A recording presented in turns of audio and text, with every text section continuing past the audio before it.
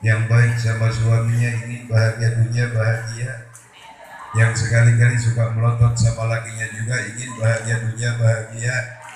Ada ibu yang suka melotot sama lakinya, ada yang suka marah sama suami, ada yang suka ngomongin suami di belakang, ada yang suka ngebandingin suami sama suami orang, ada yang suka ngambil duit dari dompet suami tanpa izin, ada maling. Pertanyaannya semudah membalikan telapak tangankah meraih dua kebahagiaan tersebut? Tentu jawabannya tidak. Caranya ingat, ada tiga kekuatan yang harus kita tanamkan dalam diri kita. Yang pertama, tanamkan kuwatul iman, kekuatan keimanan dan keyakinan kita kepada Allah. Kenapa? Tanpa iman apalah artinya sebuah kehidupan, tanpa iman apalah artinya sebuah harta, tahta dan jabatan. Betul? Betul. Bapak Ibu hadirin kaum muslimin, 13 tahun Rasulullah dakwah di Mekah, menanamkan tauhid, meluruskan akidah, membangun keyakinan dengan perhitungan kalau pondasi lurus bangunan kokoh, pondasi bengkok bangunan roboh. Bangunan tergantung pondasi, manusia hidup tergantung imannya. Jelas? Jelas? Di salah satu contoh lagi kok, negara ini akan terasa manfaatnya apabila diurus oleh orang yang beriman. Kenapa? Karena kita rakyat, yang dibutuhkan oleh rakyat itu orang benar walaupun tidak terlalu pintar. Ketimbang orang pintar tetapi tidak benar. Oh, kalau negara ini sudah diurus oleh orang pintar tetapi tidak benar, hancur di negara, Pak. Benar apa benar? Kenapa? Disuruh ngurus hutan, rame-rame jadi orang hutan, jadi monyet. Disuruh ngurus laut, malah pilih jadi bajak laut. Disuruh ngurus beras, malah berani nimbun beras. Disuruh ngurus hukum, malah hukum dibikin seperti pisau. Artinya ke bawah tajam, ke atas tumpul. Yang kecil salah, hukum segera ditegakkan. Yang kaya salah, mereka pura-pura tidak tahu. Itu yang melukai rasa keadilan. Betul? Betul. Mudah-mudahan nih para penegak hukum yang ada di negeri ini Allah berikan keadilan. Amin. Ya Allah ya Rabbal. Kenapa? Ketika para penegak hukum tidak adil, Allah akan murka. Ketika Allah murka, Allah akan turunkan adab. Ketika Allah turunkan adab, bukan hanya mereka yang kena adab, kita pun bakal kena dampaknya. Betul. Makanya kita doain mudah-mudahan sekali lagi para penegak hukum Allah berikan keadilan. Amin.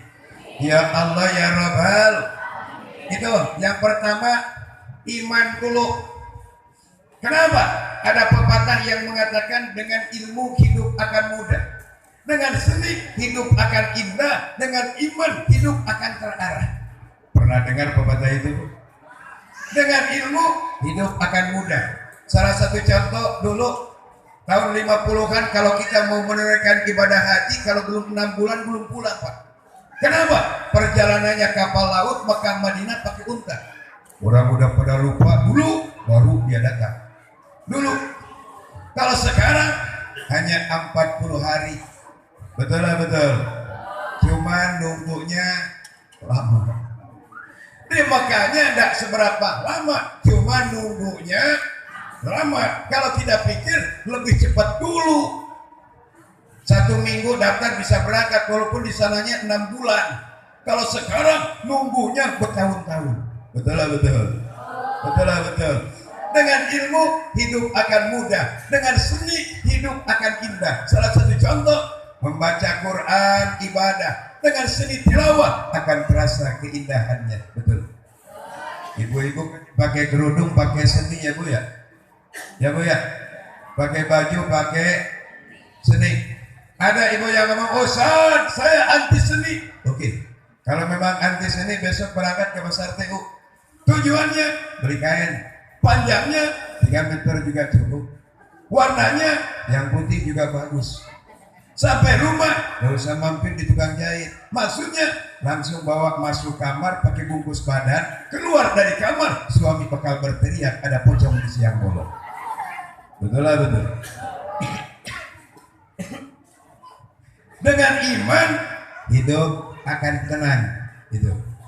Dengan iman hidup akan indah, betul. Dengan ilmu hidup akan mudah. Dengan seni hidup akan indah. Dengan iman hidup akan terarah. Ada pepatah yang mengatakan ilmu tanpa iman itu buta. Pepatah barat mengatakan science without tradition is blind. Ngerti nggak bu? Ngerti nggak bu? Urusan ngerti nomor 17, yang penting enak didengar aja bu. Ilmu tanpa agama itu buta. Sedikit saya cerita. Dulu katanya Pak, ada seorang dokter namanya Dr. Arthur Clarke. Orangnya ilmunya hebat, agamanya nggak ada. Dia ngomong begini, nanti pada tahun 2010 manusia tidak lagi butuh terhadap guru. Kenapa? Di tahun itu ditemukan mesin nickel educator.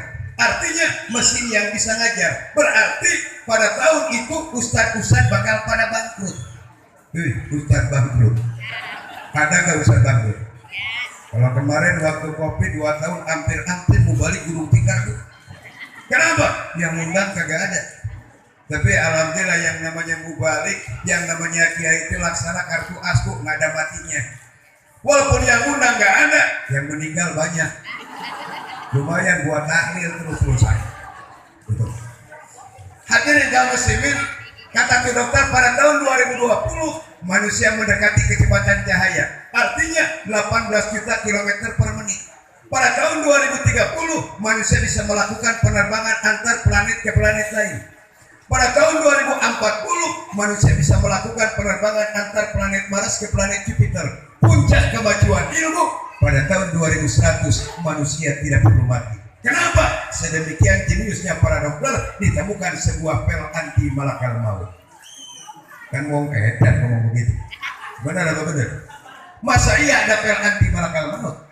Kalau orang ilmunya hebat, agamanya gak ada, ngomong begitu kan sah-sah saja. Kenapa? Allah berfirman di dalam ayat suci Al-Quran, kata Allah, kalla innal insana layatqa ar-ra'ahu stagna. Manusia sering lupa diri atas keterbatasannya ketika hidupnya sudah merasa mapan. Betul. Betul. Oleh karenanya Bapak Ibu hadirin kaum muslimin, mari iman ini kita jaga. Dengan cara apa menjaga iman? Ada ulama yang mengatakan bahwa benteng iman itu ada 3. Pertama, perbanyak berzikir kepada Allah Subhanahu, perbanyak bertasbih kepada Allah Subhanahu, perbanyak bertahmid kepada Allah Subhanahu. Subhanallah walhamdulillah wa la ilaha illallah. Subhanallah walhamdulillah wa la ilaha illallah. Allah Allah Allah ya Allah Allah Allah ya Allah. Allahumma salli ala sayyidina tibbul qulubi wa dawaiha wa afiyatin abdani wa sifaiha wa nuril absari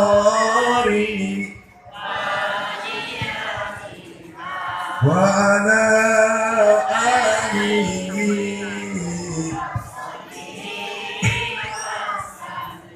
Yang kedua, kata ulama benteng iman itu wa qiraatul Quran, membaca Al-Qur'an. Ibu suka baca Al-Quran? Alhamdulillah. Ketika kita ditanya suka atau tidak membaca Al-Quran, dengan jujur kita jawab suka. Kenapa? Bismillah Al-Qur'an, Fatihah Al-Qur'an, Surat Ikhlas Al-Qur'an, Falak Binas Al-Qur'an. Yang jarang buka Qur'an. Benar. Yang jarang buka Qur'an. Oleh karenanya Bu, rajin-rajin kita buka Quran, rajin-rajin baca Qur'an. Kenapa? Karena Al-Quran itu kan imam kita, benar. Oleh karenanya ketika kita nanti sudah dimasukkan ke dalam kubur, bakal ada dua malaikat yang akan bertanya kepada kita. Jawabannya akan menyelamatkan ketika malaikat itu bertanya, wa ma imamuka, siapa imammu?